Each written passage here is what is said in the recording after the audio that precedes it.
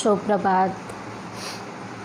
ફરી એકવાર આપ સૌનું સ્વાગત છે આજના લેક્ચરમાં. આગળના લેક્ચરમાં આપણે આપણો ચેપ્ટર 10 શરૂ કર્યો હતો, જેના સંદર્ભમાં આપણે શિવાજી મહારાજ વિશેની એક નાનકડી સ્ટોરી જોઈ હતી કે 1630માં એમનો જન્મ થયો હતો અને ધીમે ધીમે એમણે બધી વિદ્યાઓ શીખી, શસ્ત્ર વિદ્યાઓ, હથિયાર વિદ્યાઓ બધી જુદી જુદી શીખી. દાદાજી પાસેથી એમણે ખૂબ જ્ઞાન મેળવ્યું, શિક્ષણ મેળવ્યું અને એક શ્રેષ્ઠ યોદ્ધા સાબિત થયા. સાવ વ્યર્થ બંજર કહી શકાય એવી જમીનમાં એમણે પોતાનું રાજ્ય શરૂ કર્યું અને ધીમે ધીમે જુદા જુદા શાસકોને હરાવી અને પોતાના રાજ્યનો વ્યાપ છે એ વધાર્યો. શિવાજી મહારાજ વિશે આપણે કથા જોયા પછી આપણા પાઠની આપણે સમજૂતી મેળવી હતી કે ભાઈ આપણો પાઠ જે છે પ્રસ્તુત એ શિવરાજ વિજય નામની કૃતિ છે, એમાંથી લેવામાં આવ્યો છે.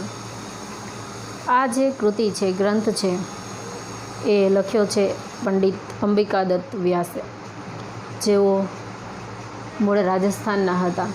રાજસ્થાનમાં એમનો જન્મ થયો હતો, પણ વિદ્યા અભ્યાસ માટે, શિક્ષણ, જ્ઞાન, એજ્યુકેશન મેળવવા માટે તેઓ વારાણસી ગયા અને ત્યારબાદ હંમેશ માટે તેઓ ત્યાં જ વસી ગયા. એમણે શિવરાજ વિજય જે ઉપન્યાસ લખ્યો છે એ આધુનિક સંસ્કૃતની ઉચ્ચતમ કૃતિ કહી શકાય એવી છે. આ નવલકથા પ્રકારની કૃતિ છે, જેમાં શિવાજી મહારાજે કરેલા અનેક સાહસિક પરાક્રમોની કથા છે. જુદા જુદા સમયે શિવાજીએ શાસકો ઉપર આક્રમણ કરી, ચડાઈ કરી અને વિજય મેળવ્યો. એ વિજયની આમાં ગાથા છે. વિજય તો એમણે મેળવ્યો, સાચી વાત, પણ એમની પાછળ ઘણા બધા પરિબળો કાર્યરત છે. એક તો એમનું વ્યક્તિત્વ, એમનું ખડતલ શરીર, એમનું શિક્ષણ, જ્ઞાન. એ ઉપરાંત એમની સાથે જોડાયેલા દરેક વ્યક્તિઓ, નાના મોટા દરેક કાર્યકર્તાઓ, સેવાકર્તાઓ, સેવકો, એ બધાયનો પણ એમને ખૂબ પીઠબળ મળી રહ્યું. આ સેવકો છે પ્રામાણિક હતા, નિષ્ઠાવાન હતા, સ્વામી ભક્ત હતા, જેના કારણે શિવાજીને વિજયો મેળવવામાં મદદ મળી. અહીં પણ એવા જ એક વફાદાર દ્વાર રક્ષકની વાત છે, જે દ્વારનું રક્ષણ કરે છે. અહીંયા તો એની નાનકડી પરીક્ષા લેવામાં આવી એના વિશેની વાત છે કે હકીકતમાં દ્વાર ઉપર રાખવામાં આવેલું એ જે દ્વાર રક્ષક છે એ વ્યક્તિ ખરેખર પ્રામાણિકતાથી અને ઈમાનદારીથી પોતાનું કાર્ય છે એ વ્યવસ્થિત રીતે કરે છે કે નહીં, એની કસોટી, પરીક્ષા લેવામાં આવે છે. દુર્ગ એટલે કે કિલ્લો, મહેલ, મહેલનો જે મુખ્ય રક્ષક છે, સૈનિકોનો જે આગેવાન છે, એ આ દ્વારપાળની કસોટી કરવા આવે છે. એક સાધુનો વેશ ધારણ કરી અને દ્વારપાળ પાસે આવે છે અને એને કહે છે કે મારે મહારાજને મળવું છે, તો મને રસ્તો આપ. એટલે પેલો દ્વારપાળ છે એમનો પરિચય પૂછે છે, કોણ છો, શું નામ છે, ક્યાંથી આવ્યા, શું કામ છે, એવી બધી જે એનો કામ છે રોજનું એ કરે છે. એટલે પેલો સંન્યાસી જુદી જુદા બાના કર્યા કરે છે, હું સંન્યાસી છું, સાધુ છું, તપસ્વી છું, ને ઘણી બધી વાતો કરે છે, પણ પોતાનો સ્પષ્ટ પરિચય આપતો નથી. એટલે પેલો દ્વારપાળ એને જવા દેતો નથી. એટલે સંન્યાસી એની સાથે દલીલ કરે છે કે સંન્યાસીઓને, સ્ત્રીઓને, બાળકોને તારે રોકવા ન જોઈએ, તારી ભૂલ છે પણ એને હું ક્ષમા કરું છું, પણ હવે પછી ધ્યાન રાખજે કે તું કોઈ સાધુ સંન્યાસી કે કોઈ સ્ત્રી કે બાળકો આવે તો એનો પ્રવેશ અટકાવીશ નહીં. એટલે પેલો દ્વારપાળ એમ કહે છે કે તું તો સંન્યાસી છો, અમે તો બ્રહ્માના નિર્ણયની પણ રાહ જોતા નથી. મને ખબર છે કે મારું કામ શું છે, તું મને ન શીખવાડ, એ અર્થમાં દ્વારપાળ એને કહે છે. એટલે પેલો સંન્યાસી પૂછે છે કે તો મારે એને રાજાને મળવું છે. એટલે સંન્યાસી કહે કે ભાઈ રાજાને મળવું છે. એટલે દ્વારપાળ એને કીધું સવારે મહારાજ સંધ્યા ઉપાસના એટલે કે સૂર્ય પૂજા પાઠ વગેરે કરી લે, ત્યારબાદ તમે એને મળી શકો. એટલે સંન્યાસી કે તો રાતે કોઈ ન મળી શકે? તો કે રાતે જે બોલાવેલા હોય, પરિચિત હોય, જાણકાર હોય અને જેમને મહારાજે બોલાવેલા હોય એ સિવાય બીજા કોઈ મળી શકે નહીં. અને ખાસ કરીને તમારે જેવા તુંબડી ધારક એટલે જે સાધુ સંન્યાસીઓ છે એમના હાથમાં એક પાત્ર હોય છે વાસણ જેવું.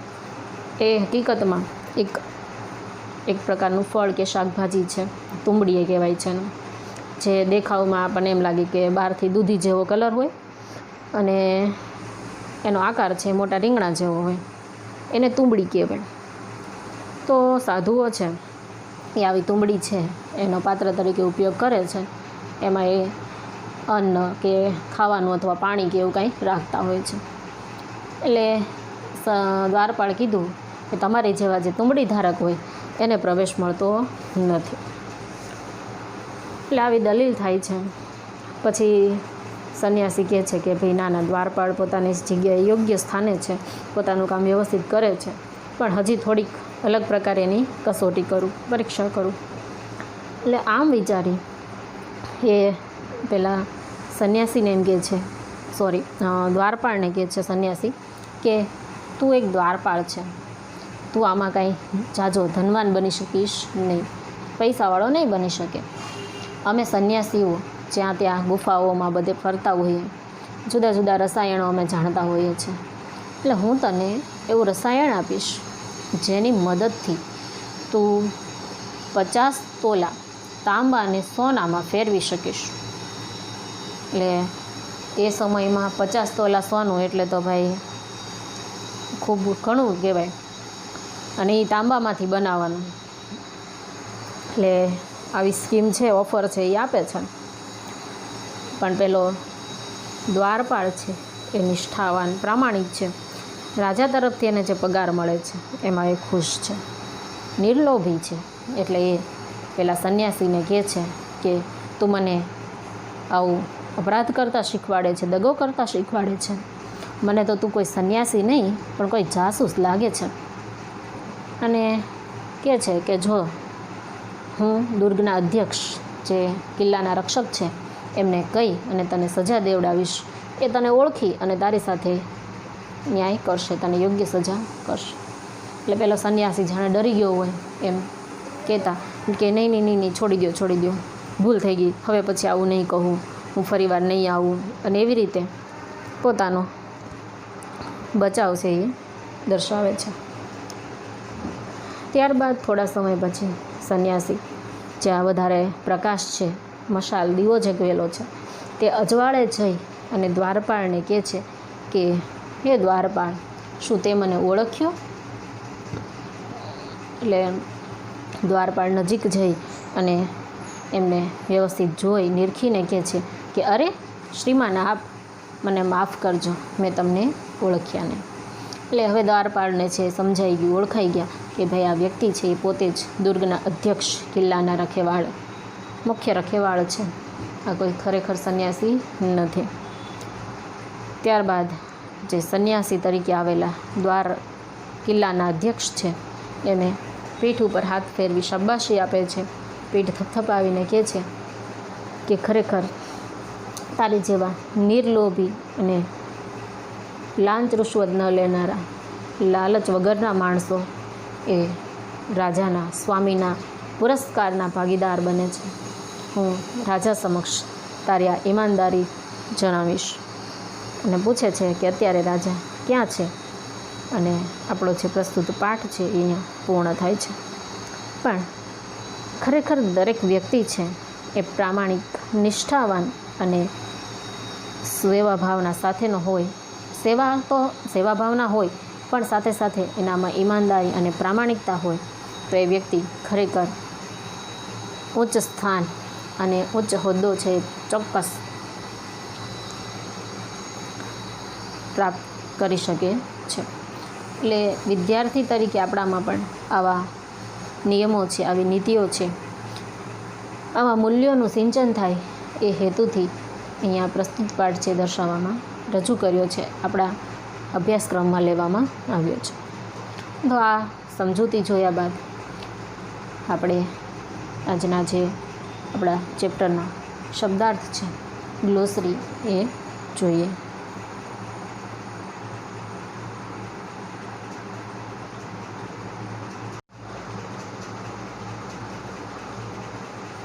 Chapter 10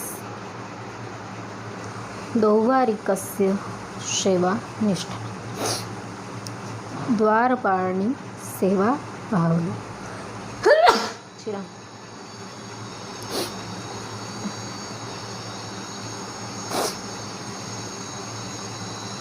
chapter 10 દૌવારિકસ્ય સેવાનિષ્ઠા. દ્વારપાળની સેવા ભાવના. આપણે શબ્દાર્થ જોઈએ. દૌવારિક દ્વાર રક્ષક અથવા દ્વારપાળ. ભવ્ય મૂર્તિ, ભવ્ય આકારવાળાને તિરસ્કરોષી, તિરસ્કારે છે, અવગણે છે. પ્રણમામી, પ્રણામ કરું છું.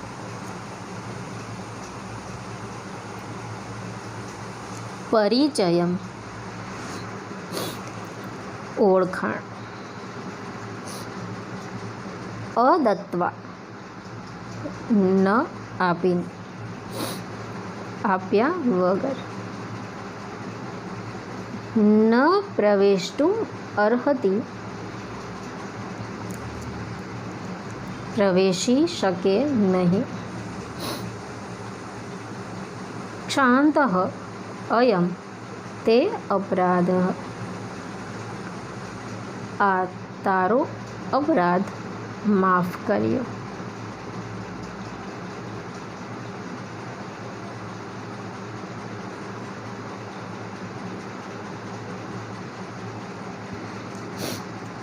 અદ્ય પ્રભુતિ, આજથી માંડીને. બ્રહ્મચારિણ, બ્રહ્મચારીઓ. સ્ત્રીય, સ્ત્રીઓ.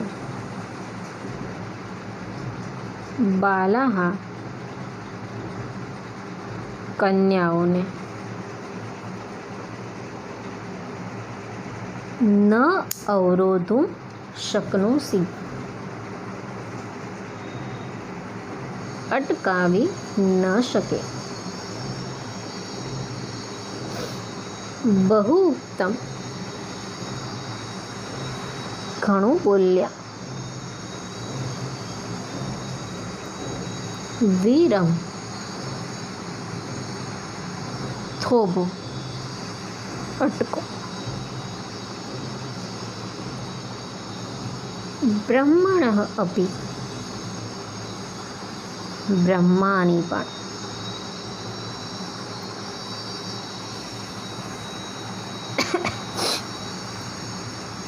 ન પ્રતીક્ષામહે, રાહ જોતા નથી.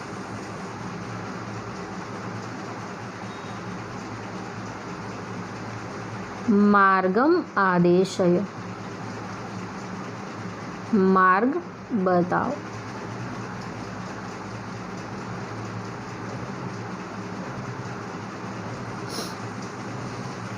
મહારાજ નિકટે, મહારાજની પાસે. સંધ્યા ઉપાસના કાલે, સંધ્યાની ઉપાસનાના સમયે ન તું રાત્રો, રાત્રે નહીં, આહુતાન આમંત્રિતો, પરિચિતાન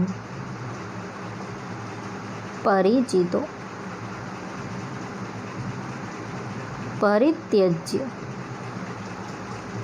છોડીને, વિશેષ હતું ખાસ કરીને તો, ભવાદૃશઃ આપના જેવા,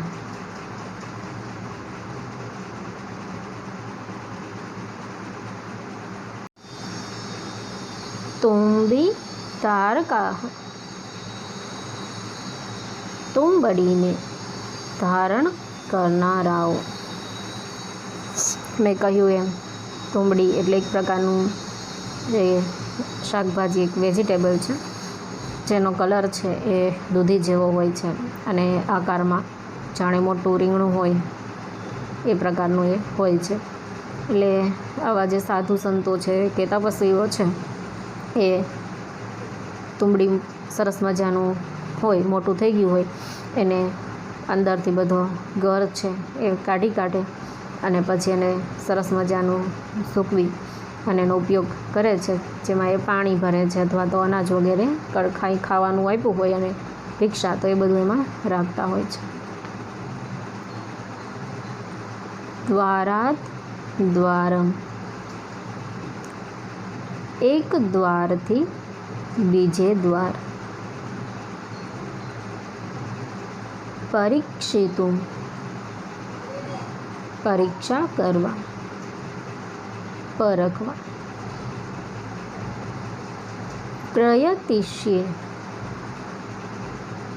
પ્રયત્ન કરીશ, ઉપસૃત્ય પાસે જઈને, કથયતુ ભવાન આપ કહો,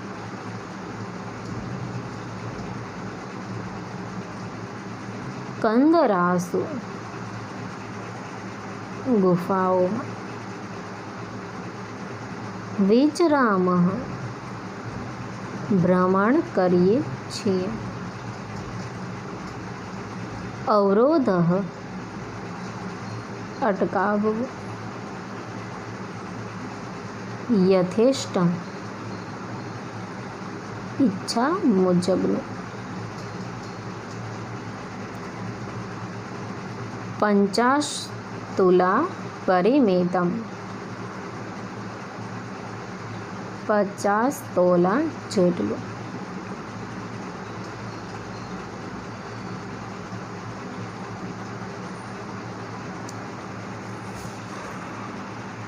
કપટી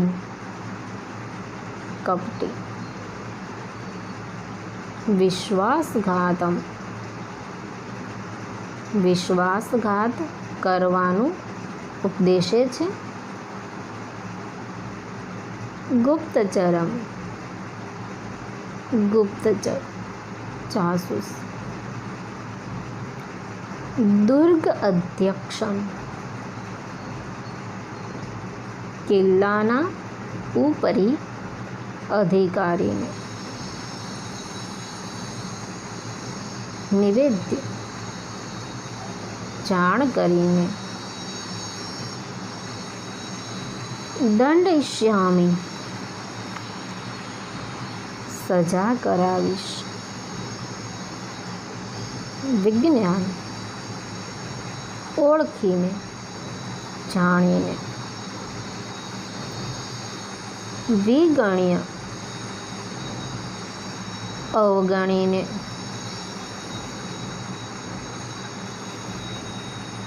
પ્રબલ પ્રકાશ દીપસ્ય સમીપે પુષ્કળ અજવાળાવાળા દીવાની પાસે.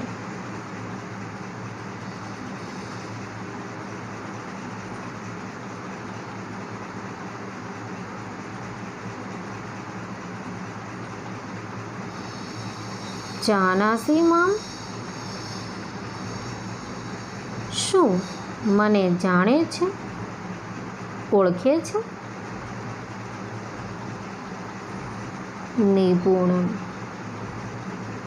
બરાબર, ચીવટથી.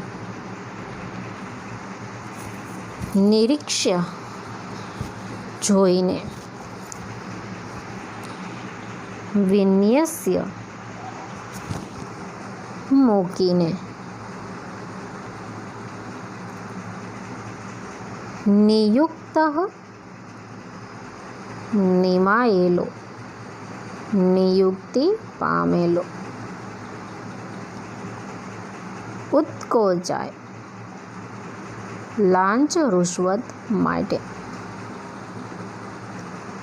અલોલુપાહ, લાલચું નહીં એવા. પ્રભુણામ, સ્વામી. પુરસ્કાર ભાજનમ, પુરસ્કારને લાયક. સન્નિધો, સમક્ષ. અનુતિષ્ઠતિ, કરે છે. पहाड़ी किला है जो महाराष्ट्र के पुणे शहर से लगभग 30 किलोमीटर दक्षिण पश्चिम स्थित है। इस किले का क्षेत्रफल 70,000 वर्ग किलोमीटर है। इस किले की उपलब्ध कुछ जानकारी से पता चलता है कि यह किला 2000 साल पहले बनाया गया। सिंहगढ़ के किले के बारे में कहा जाता था कि जिसके पास ये किला होगा पूना भी उसी का होगा। इस किले पर कई युद्ध हुए हैं, लेकिन उन सब में खास थी 1670 की सिंहगढ़ की लड़ाई। ये कहानी उस दौर से शुरू होती है जब सिंहगढ़ का नाम कोंडाना हुआ करता था। लगभग 750 मीटर की ऊंचाई पर बने किले पर एक राजपूत कमांडर उदयभान का राज हुआ करता था। छत्रपति शिवाजी महाराज इस किले को वापस जीतना चाहते थे और इसके लिए उन्होंने तानाजी को जिम्मेदारी दी। कहा जाता है कि जब छत्रपति शिवाजी महाराज की ओर से इस किले को फतेह करने का आदेश मिला तब तानाजी अपने बेटे की शादी में व्यस्त थे, लेकिन ये आदेश पाते ही तानाजी ने कहा कि आधी लगीन कोंडाण्याचं मग माझ्या रायबाचं। इसका मतलब है कि अब पहले किला लेंगे तब शादी की बात होगी। और तानाजी छत्रपति शिवाजी महाराज का आदेश पाकर अपने सैनिकों के साथ कोंडाना पहुंच गए। वो दिन था 4 फरवरी 1670, जिस दिन दुनिया की सबसे पहली सर्जिकल स्ट्राइक को अंजाम दिया जाना था। तानाजी ने इस लड़ाई के लिए रात का वक्त चुना। उस रात तानाजी अपने सैनिकों के साथ किले के नीचे इकट्ठे हुए। किले की दीवारें इतनी ऊंची थी कि उन पर आसानी से चढ़ना मुमकिन नहीं था। चढ़ाई बिल्कुल सीधी थी। कुछ लोगों के अनुसार तानाजी अपने साथ छत्रपति शिवाजी महाराज के पसंदीदा घोरपड़ यशवंती को साथ ले गए थे ताकि किले की दीवार चढ़ने में सहायता मिले। यशवंती की कमर में एक रस्सी बंधी थी। कहा जाता है कि यशवंती की सहायता से रात के समय 300 मराठों ने पहाड़ी की चढ़ाई की थी। किले का एक द्वार पुणे की ओर खुलता है तो दूसरा कल्याण की ओर खुलता है। उस समय उदयभान राठौड़ नाम के एक राजपूत सेनापति प्रमुख किले की रखवाली कर रहे थे और इसके अलावा तानाजी मालुसरे के साथ उनके भाई सूर्या मालुसरे भी थे। जब तानाजी ने किले पर चढ़ाई की तो सूर्या जी अपने सेना के साथ किले के कल्याण द्वार पर पहुंच गए और दरवाजा खुलने का इंतजार करने लगे। उदयभान को जब इस बारे में पता चला तो दोनों गटों में भारी लड़ाई छिड़ गई। इस बीच तानाजी के कुछ सैनिकों ने जाकर कल्याण द्वार खोल दिया और सूर्या जी के सैनिक अंदर आ गए। तानाजी और उदयभान के बीच घमासान युद्ध हुआ, लेकिन उदयभान ने उन पर छलांग लगा दी और उदयभान के वार से तानाजी की ढाल टूट गई। लेकिन तानाजी ने सुरक्षा के लिए अपने बाएं हाथ पर एक कपड़ा बांधकर लड़ाई जारी रखी। इसके बाद भी दोनों एक दूसरे से लड़ते रहे, लेकिन उदयभान ने तानाजी को धोखा दिया और उन्हें घायल कर दिया। तानाजी को मरता देख मराठा सैनिक इधर उधर भागने लगे। इस बीच सूर्या जी वहां पहुंचे और उन्होंने जमीन पर तानाजी को गिरा हुआ पाया। उसी वक्त शेलार मामा इस पर आगे आए और उन्होंने उदयभान को मार डाला। इसके बाद जब सूर्या जी ने सैनिकों को भागता हुआ देखा तो उन्होंने सैनिकों से कहा कि तुम्हारे सेनापति लड़ते लड़ते मरे हैं और तुम भाग रहे हो। मैंने नीचे उतरने की रस्सी काट दी है। अब या तो किले से कूदकर जान दो या अपने शत्रुओं पर खुलकर प्रहार करो। तब सैनिकों ने अपनी पूरी जान लगाकर शत्रु पर आक्रमण किया और किला हासिल करने में सफल रहे। और इस तरह छत्रपति शिवाजी महाराज के उस शेर ने अपनी मिट्टी में फिर एक बार अपना भगवा परचम लहराया। तो ये थे उस शेर की कहानी, जिनके पराक्रम को देखकर और उन्हें वीरगति प्राप्त होने के बाद छत्रपति शिवाजी महाराज ने किले का नाम बदलकर सिंहगढ़ रख दिया।